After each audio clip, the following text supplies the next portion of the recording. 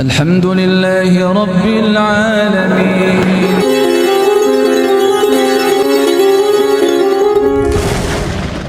Berapapun umur kalian sekarang, status kalian sebagai pelajar, sebagai pegawai, sebagai apapun, asalkan tidak putus niat dan tidak putus usaha untuk menghafal Al-Quran. Kalau sampai kematian menjemput dalam posisi niat dan usaha seperti itu, maka di sisi Allah dianggap sebagai seorang yang hafid Al-Quran.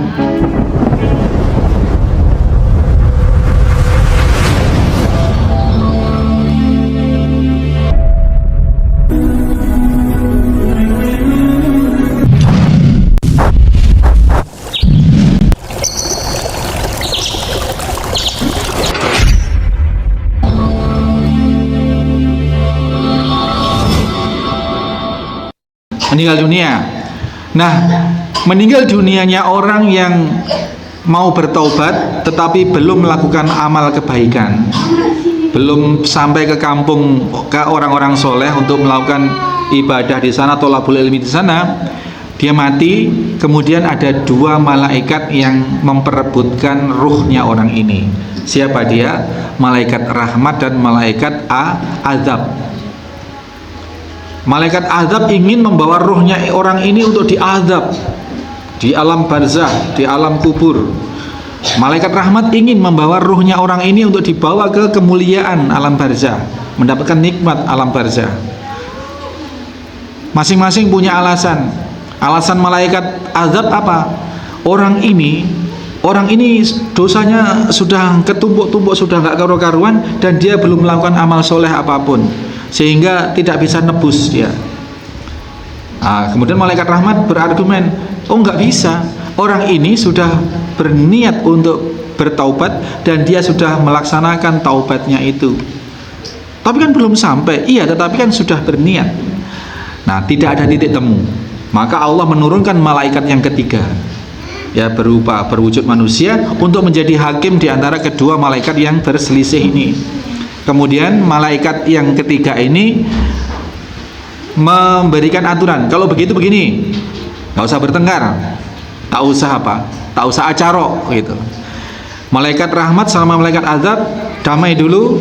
Sekarang disepakati, jenazah ini posisinya diukur. Dia mati, tempat dia mati ini, jenazah ini diukur dari kampung ke kampung dia berangkat, kampungnya orang-orang pendosa itu, kampungnya dia sebelumnya, berapa jauhnya diukur dibandingkan dengan titik di mana jenazah ini meninggal dengan kampung tujuan, kampungnya orang-orang soleh. Disepakatilah, kalau lebih dekat ke kampung asal, maka orang ini menjadi haknya malaikat azab. Kalau lebih dekat ke kampung tujuan, kampung pertaubatan, maka dia menjadi hanya malaikat rahmat. Maka disepakati, anak-anak sekalian, disepakati. Ya udah, kalau begitu diukur. Nah, setelah diukur ternyata lebih dekat ke kampung pertaubatan hanya selisih sejengkal. Apa sejengkal itu? Sakilan. Sejengkal, hanya selisih sejengkal.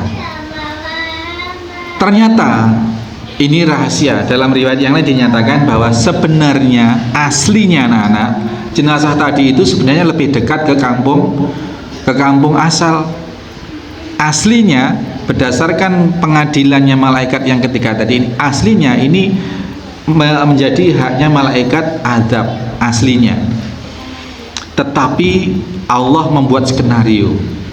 Ternyata diam-diam Allah memerintahkan ketika hendak diukur itu, memerintahkan bumi tujuan, tanah atau bumi tempat kampung tujuan itu bergeser ke depan, mendekat, dan memerintahkan bumi di mana kampung asalnya orang yang membunuh 100 orang ini tadi bergeser mundur ke belakang. Jadilah maka jenazahnya orang yang mau bertobat ini berada lebih dekat ke kampung tujuan. Nah, ini Masya Allah, ini satu pelajaran besar bahwa orang yang sudah berniat baik dan mewujudkan niatnya itu ya secara nyata, meskipun belum berhasil, maka Allah sudah menganggap berhasil. Dalam konteks yang lebih luas, orang yang ingin menjadi baik ya sudah sangat niat ikhlas ingin menjadi baik, ongguan, terus sudah berupaya misalnya ini, aku mau jadi orang yang soleh, aku ingin jadi orang yang solihah. Masa saya selama ini sekolah cuman geng-gengan malolo, cuman kesana kemari malolo, pacaran malolo misalnya. Aku ingin hijrah, aku tak ingin ikut teman saya mondok aja misalkan di Alfiros misalkan seperti itu. Terus kemudian mau bilang ke orang tuanya masih ada di sawah misal loh ini ya, di rumah mau bilang ke orang tuanya mau minta dipondokkan ya, berjalan ke sawah mau nemui ayahnya, menemui ibunya di sawah atau di kantor atau di pasar. Ternyata nggak sampai ketemu ibunya, qadarullah naudzubillah ya, entah karena apa Allah berkehendak mati di dalam perjalanan, masih ingin ngomong ke orang tuanya tadi, ingin mondok. Kematian ini bisa jadi kalau kita nisbatkan ke cerita Nabi SAW tadi, sudah dianggap kalian sudah menjadi anak yang soleh, sudah berhasil di dalam mondoknya karena sudah mewujudkan niatnya. Paham sampai sini anak sekalian? Kalau kita berniat baik, Allah itu tidak hanya memberi jalan, tetapi justru memfasilitasi kebaikan itu. Meskipun usahanya belum seberapa, karena niatnya sungguh-sungguh dan benar-benar sudah diwujudkan niatnya, meskipun belum nyampe, sudah dianggap nyampe. Disinilah ajaibnya kalau kalian ingin menjadi ahlul Quran atau menjadi hufat, seorang yang hafal Al-Quran, hafizul Quran, dengan memulai dari setat manapun kemampuannya, apakah masih alif bata, apakah masih bacaannya gradul-gradul, apakah masih ya sudah baca bagus tapi baru hafalannya surat-surat untuk sholat, Al-Fatihah, Qul Hu, Falak, Anas, dari usia berapapun, nenek-nenek sekalipun, mbah-mbah sekalipun, dari stat itu yang penting azamnya, niat kuatnya untuk hafal 30 juz dan dilaksanakan itu, niat itu meskipun belum nyampe dapat 1 ayat dan meninggal dunia, Allah sudah mencatat sebagai hufatul Quran, sebagai orang yang hafal Al-Quran. Misalnya ini, seseorang sudah umur 70 tahun, belum bisa baca, tapi ingin menjadi seorang yang hafal Al-Quran. Kemudian pergi ke toko kitab, berangkat naik sepeda motor atau naik beca, qadarullah di tengah jalan tabrakan meninggal dunia. Insya Allah ini status orang ini di sisi Allah sudah hafal Al-Quran 30 juz. Paham sampai sini? Halo? Udah paham? Apa? Orang yang ingin menjadi hafal 30 juz, mewujudkan niatnya meskipun baru jalan berangkat kemudian mati, itu di sisi Allah sudah dianggap hafal 30 juz. Ini Masya Allah. Jadi berapapun umur kalian sekarang, apapun sekarang profesi kalian, status kalian sebagai pelajar, sebagai pegawai, sebagai apapun ya, asalkan tidak putus niat dan tidak putus usaha untuk menghafal Al-Quran. Kalau sampai kematian menjemput dalam posisi niat dan usaha seperti itu, maka di sisi Allah dianggap sebagai seorang yang hafid Al-Quran. Masya Allah. Maka dari sini bisa kita klasifikasikan orang hufat itu, seorang hafiz Quran itu dalam 3 kelompok. Kelompok yang pertama hafidud dunya, seorang yang hafal 30 juz tetapi hanya mendapat status pengakuan di dunia. Ini orang-orang yang menghafal Al-Quran dan hafal 30 juz tetapi salah niat, niatnya ingin mendapatkan kedudukan di tengah-tengah masyarakat, ingin disebut sebagai hafiz Quran, ingin nanti kalau di mana-mana dijadikan imam sholat, ingin mendapatkan fasilitas-fasilitas, bisa kuliah gratis di mana-mana, bisa kuliah milih kedokteran atau apapun bisa gratis kalau hafiz Quran. Orang yang hafal Quran dengan tujuan-tujuan duniawi seperti ini di sisi Allah tidak bernilai. Maka dia disebut sebagai hufatud dunya, seorang yang hafal tapi hanya di dunia. Ada orang yang hufatul akhirah, hafal di dunia tidak hafal. Di dunia hafalannya tidak seberapa, atau bahkan tidak hafal, atau bahkan baru mau berangkat beli Iqra tadi. Tidak hafal, baca saja tidak bisa. Tetapi karena niat kematiannya itu berada pada niat dan usaha untuk menghafal 30 juz Al-Quran, maka di sisi Allah di akhirat dia sebagai hufatul akhirah, sebagai orang yang hafal Al-Quran. Di sisi Allah pengakuannya, statusnya di akhirat. Tentu kita tidak ingin cepat-cepat mati ya. Masa kita baru mondok berapa bulan, berapa hari, baru belajar karena sudah mendengar seperti ini, oh kalau gitu aku tak pengen cepet-cepet mati aja, ya enggak gitu juga ya. Nah, kita berupaya ya sebagai hufatud dunya wal akhirah. Di dunia kita ya hafal ya, kita sudah mencapai prestasi hafal Al-Quran 30 juz dengan niat yang benar, sehingga di dunia kita posisinya hafal Al-Quran, di sisi Allah pun kita diakui sebagai seorang ahlul Quran yang kemudian dianggap oleh Allah sebagai keluarganya Allah, sebagai ahlullah. Ya, sampai sini paham ya? Jadi nanti akan dicek peserta ini seberapa kemampuan bacanya, apakah sudah bisa dimulai untuk dibimbing menghafal atau masih butuh dibimbing untuk memperbaiki bacaan. Yang belum bisa baca sekalipun kita bimbing untuk bisa membaca. Tapi tadi itu niatkan jihad kita di sini adalah menghafal 30 juz Al-Quran. Kalau kalian inginnya hanya aku hanya ingin hafal 15 juz aja, atau ada yang aku yang penting bisa hafal 10 juz atau 20 juz. Ingat, ana inda dzanni abdi bi. Aku, kata Allah, apa prasangka hambaku. Kalau hambaku memprasangkai aku hanya memberikan hafalan 10 juz, ya hanya 10 juz. Mentok sudah. Innama a'malu binniyat. Kalau niatnya hanya menghafal 10 juz, ya sudah, nanti setelah 10 juz tercapai sudah nggak ada niat gitu. Dan memprasangkai Allah hanya aku mampunya cuma 10 juz, atau saya sudah nggak mampu, Ustaz, saya sudah berusia 65. Ya, kembali ke Allah. Aku apa kata prasangka hambaku, ana inda dzanni abdi bi. Kalau Allah diprasangkai, Allah hanya memberi hafalan 10 juz, ya hanya diberi 10 juz ongkun gitu. Nah ini anak sekalian ya, jadi di sini kalian adalah para penghafal Al-Quran. Tekalah masih mau belajar alif ba tak ke sini. Ingat, ke sini ke Al-Firas mau mencari apa? Mau mencari jalan ke surga agar kelak mendapatkan surga. Nah, kalau sudah ke sana tujuannya, insya Allah nanti di sini akan baik dan benar cara melangkahnya, cara menjalani kesehariannya. Ikuti program dengan benar, dengan tidak putus niat untuk menjadi penghafal Al-Quran.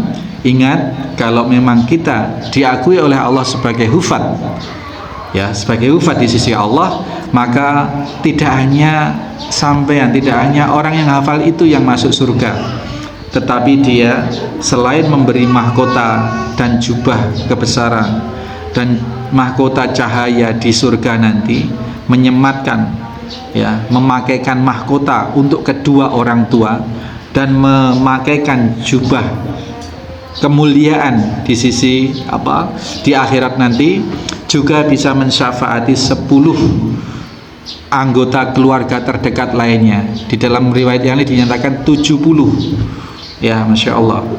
Jadi status sebagai hufat itu adalah status yang mulia, di sisi Allah Subhanahu wa taala. Kita berupaya, zahir kita, syariat kita berupaya sebagai hufatud dunya, jalannya agar memperoleh derajat hufatul akhirah.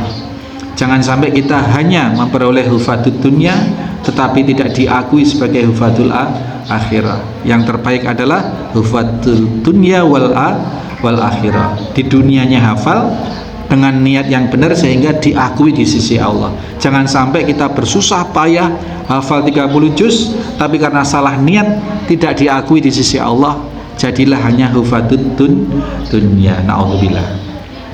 Ada pertanyaan anak sekalian dari jadwal itu ya, itu bisa bertanya kepada Kak Bagas yang putra, nanti yang putri tanya pada siapa di sana yang mengampu, apakah Aning apa Mbak Amel apa siapa, konsultasikan itu. Jam sekian sampai jam sekian kan panjang itu sebenarnya, itu dibagi lagi, di breakdown lagi. Misalkan jam 3 sampai jam 4 bangun, tahajud dan makan sahur, ini harus diurai lagi. Ini nanti pendamping mengurai ya, pendamping mengurai, saya minta pendamping mengurai, Kak Bagas mengurai. Berarti jam 3 bangun, jam 3 sampai jam 3.10 itu harus mandi selesai, misalkan gitu. Kamar mandi di atas cuma satu Ustaz, gantian, banyak di depan berpikir ada, di aula ada. Itu mandinya nggak usah lama-lama, cepet-cepet tuh. Jam di breakdown, diurai lagi. Jam 3 sampai jam 4 itu diurai. Jangan sampai jam 3 tet sudah teriak-teriak minta makan. Ya, diurai, nanti diurai. Jam 3 bangun, jam 3.10 sampai jam 3.10 mandi. Jam 3.10 sampai jam 3.20 bebenah apa-apa. Nanti jam 3.20 sampai jam 3.30 sholat tahajud misalkan. Dibagi, diurai lagi. Jangan sia-siakan waktu, jangan hanya terus kemudian disia-siakan dipakai duduk-duduk nunggu makanan. Wah, ini eman sekali. Pakai baca istighfar yang banyak. Wabil asharihim yastaghfirun. Jadi orang mukmin, orang mutakin itu diantara salah satu cirinya adalah dia memperbanyak istighfar di waktu-waktu sahar seperti itu. Beristighfar, timbang dipakai duduk-duduk. Sudah waktunya sahur pasti sahur. Waktu pasti sahur. Jadi anak-anak sekalian, nanti terus ada beberapa schedule itu yang global, jam sekian sampai jam sekian ngapain gitu. Itu harus diurai lagi sehingga santri tidak lepas kendali. Misalkan ya itu tadi lah, nanti kalau sudah diurai lagi, dibikin kebijakan intern. Jam sekian sampai jam sekian dalam jadwal itu bunyinya ini. Berarti ini harus dibagi lagi. Jam sekian sampai menit sekian ngapain, menit sekian sampai sekian ngapain. Pagi misalkan olahraga dan bebersih misalkan. Terus menjelang sampai persiapan sekolah, yang sekolah nanti. Sekolah itu bagi yang sekolah, bagi yang tidak sekolah program. Itu. Jadi nanti sholatnya jam 11 itu persiapannya bareng, terus sholat berjamaah, kemudian juga tidur siangnya bareng. Lulahnya jam berapa itu? Jam 1 ya, jam 1 sampai jam berapa itu? Apa jam 12 apa jam berapa itu? Karena tidak ada makan siang. Gak ada makan siang, orang puasa ya. Jam 12 sampai jam 1 itu kalau nggak salah. Nanti dilihat lagi, dicek lagi. Nanti tidak tertulis di jadwal, kita ada schedule jadwal nonton bareng. Nonton bareng nanti kita agendakan nonton bareng. Berapa hari sekali begitu nonton bareng. Itu ya anak-anak, cari, dapatkan, temukan jawaban dari kejujuran nurani kalian. Cari apa ke Al-Firas itu ya. Nanti Ustadz mau bikin tulisan di depan itu, apa tulisannya gimana itu? Cari apa ke Al-Firas. Di Al-Firas cari apa? Itu untuk mengingatkan, menstimulan bawah sadar kita semua yang ada di sini bahwa kita kalau mau tidak tepak supaya cepat tepak apa yang dilakukan di sini. Demikian ya. Ini sudah suruh belum? Jam berapa? Setengah 6 ya. Begitu anak-anak sebagai pembekalan, dan bismillahirrahmanirrahim. Dengan memohon rahmat dan pertolongan Allah, maka daurah Al-Quran 20 hari Ramadan ini kita mulai dan kita awali. Bismillahirrahmanirrahim. Bismillah ya, nanti memperoleh hasil yang optimal. Nanti yang anak-anak yang di luar yang baru daftar, Mas Fadlan, Mas apa itu, nanti nikmati di sini.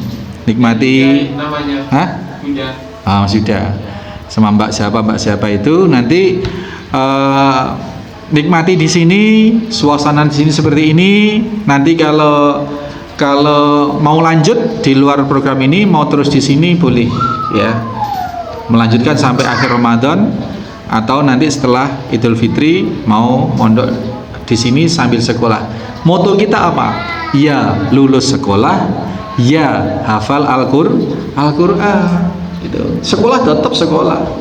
Nanti sama dapat ijazah, lulus ya sambil apa itu? Hafal Al-Qur'an. Itu ya, kita akhiri. Subhanakallahumma wa bihamdika asyhadu an la ilaha illa anta astaghfiruka wa atubu ilaik. Assalamualaikum warahmatullahi wabarakatuh.